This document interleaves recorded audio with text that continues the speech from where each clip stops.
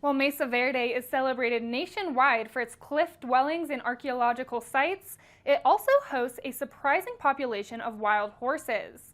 The National Mustang Association of Colorado has undertaken the Mesa Verde Project to relocate these horses, aiming to preserve the park's archaeological sites. You're watching the Local News Network, brought to you by Big O Tires and Blondie's Trophy Room. I'm Sadie Smith. Horses have roamed Mesa Verde for centuries, long predating its status as a national park. The relocation project will apply to the remaining 40 to 50 wild Mustangs over the coming years. The Mesa Verde Project is an agreement between the Mesa Verde National Park and the National Mustang Association Colorado. It took several years to get it into place, and under the agreement, National Mustang Association Colorado has agreed to take title to any of the horses that are removed from the Mesa Verde National Park. The park's decision to remove the horses stems from their role, which does not include horse management responsibilities. Under the Wild Free Roaming Horses and Burros Act of 1971, managing and protecting herds on public lands falls under the Bureau of Land Management and U.S. Forest Service. After the horses had been discovered, some horses died on the park, and people were concerned. The park would not provide them with water because they didn't want to be encouraging horses to be in the park.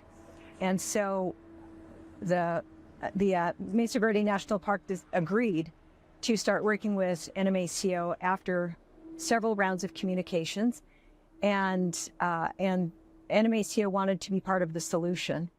To capture the horses, NMACO follows a detailed plan involving familiarizing the horses with humans, using water, salt, and feed as bait, and employing gentle trapping methods to ensure a low-stress gathering process. Unlike helicopter roundups, which involve herding horses into pens using helicopters, this method is much gentler, making the horses easier to tame and more appealing as adoption candidates.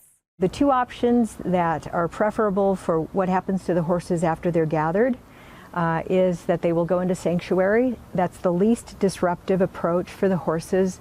And so if there is enough room at a sanctuary for a group of horses, that's ideal. And so they can remain wild and they will have a place to be.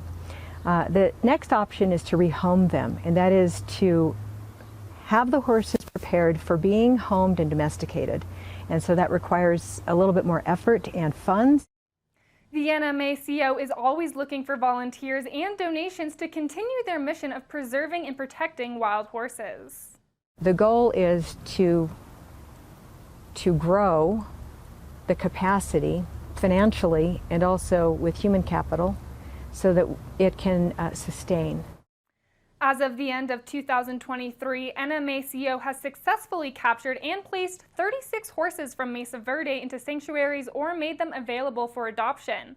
For additional details about Colorado's wild horses and the Mesa Verde Project, visit NMACO's website.